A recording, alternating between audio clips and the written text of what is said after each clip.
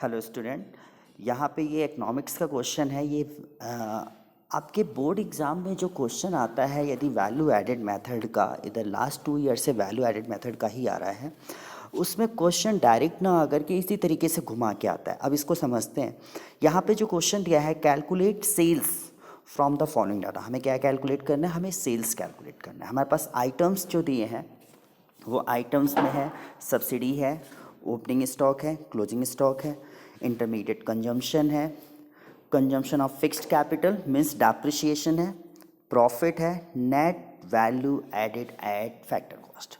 तो देखो, national income का क्वेश्चन जो है वो होता बहुत ईजी है, लेकिन फिर भी जब हम लोग कॉपियाँ चेक करते हैं तो ये समझ जाइए कि 70% बच्चों के क्वेश्चंस गलत होते हैं।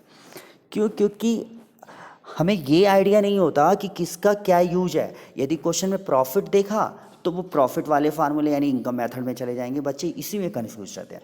तो सबसे पहले यहाँ पे ये देखो, हमें सेल्स निकालना है। सेल्स हमारा यूज होता है वैल्यू एडेड मेथड, ठीक है। इसके अलावा जो हमें एक वैल्यू कोई ना कोई ऐसी गिवन होनी चाहिए जिसके बेस पे हम चलें। तो एक जो वैल्यू दे रखी है वो है net value added at factor cost. तो ये दोनों हमारा वैल्यू एडेड से हुआ, तो वैल्यू एडेड मेथड में ही चलते हैं। वैल्यू एडेड मेथड में आप सबसे पहले क्या कैलकुलेट करते हो? Gross value added at market price.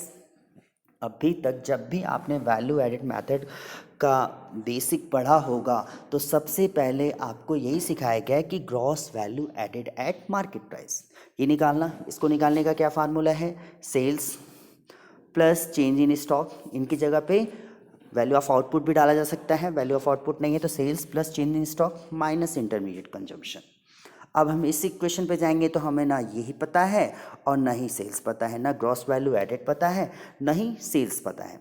तो हमारे इस इक्वेशन पे सॉल्व नहीं होगा। बट जो हमें पता है वो नेट वैल्यू एडेड पता है। तो हम ये देखें कि ग्रॉस वैल्यू एडेड से नेट वैल्यू एडेड के लिए हम इक्वेशन कैसे बनाते हैं। ग्रॉस से नेट में जाने के लिए हम पहले डेप्रिसिएशन माइनस करते हैं।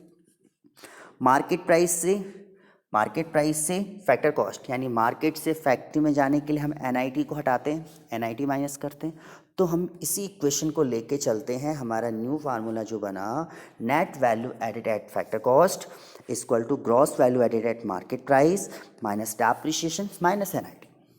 तो हमारे पास नेट वैल्यू एडिड तो क्वेश्चन में गिवन था, उसकी जगह पे आ गया। ग्रॉस वैल्यू एडिड हमें नहीं पता है, हमने उसको एच। अब रहा डेप्रिसिएशन और एनआईटी।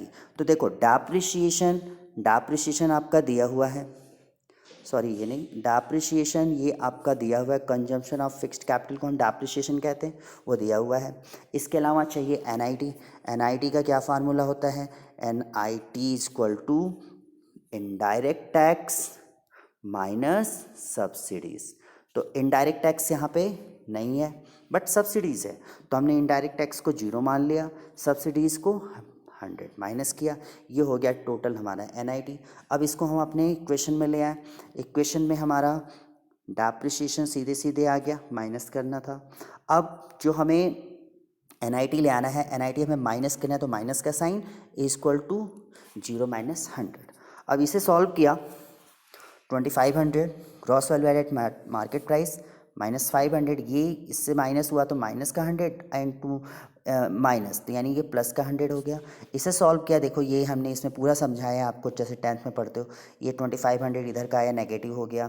इन दोनों को सॉल्व किया, ये भी नेगेटिव हो गया, इधर क्या नेगेटिव है। सो टोटल सॉल्व कर दिया तो कितना आ गया? Gross value added market price 2900।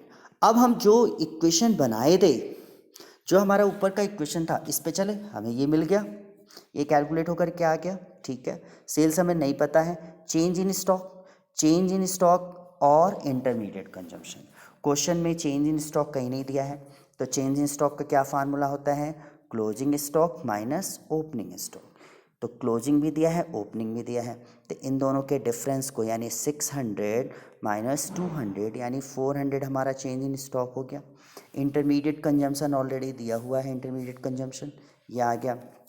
अब हम इसको इक्वेशन पे लेके आ रहे हैं, 2900, ये सेल्स का सेल्स ही रहा। चेंज स्टॉक हमने ऊपर कैलकुलेट किया था, 400 आ गया। इसी तरीके से इंटरमीडिएट कंजम्पशन ऑलरेडी दिया हुआ है, माइनस का 2000 से सॉल्व किया, ये इधर आ गया 4900 माइनस ये 400, ठीक है। इसे तो आपको समझ में आ ही गया होगा, जैसे इसको इधर ले जाना, इसको इधर ले जाना, इसको इधर ले जाओगे तो ये प्लस का हो जाएगा, इसको इधर ले जाओगे तो माइनस का हो जाएगा। टोटल सॉल्व कर दिया, कितना आ गया 4500। आई थिंक आपको समझ में आया होगा। तो मैं समझना यहाँ पे यही था कि कभी भी हम किस मेथड में जा रहे हैं उस मेथड के हिसाब से यूज करेंगे। अब देखो यहाँ पे हमारे पास क्वेश्चन में जो दिया था, एक तो हमारे पास प्रॉफिट दिया था, प्रॉफिट का कहीं यूज नहीं हुआ ना। प्रॉफिट हमें सिर्फ कंफ्यूज करने के लिए दिया था कि हम इसको उस इनकम मेथड में चले जाएं। तो इस तरीके से आप करिए, आपको समझ में आएगा। और आई थिंक आपको समझ में आ रहा होगा। यदि किसी का कोई सजेशन है, कोई डाउट है, तो वो मुझे कमेंट बॉक्स में भेज सकता है। और ऐसे ही मैं वीडियोज़ अपलोड करता रहूँगा। Please subscribe my channel. Thank you for watching.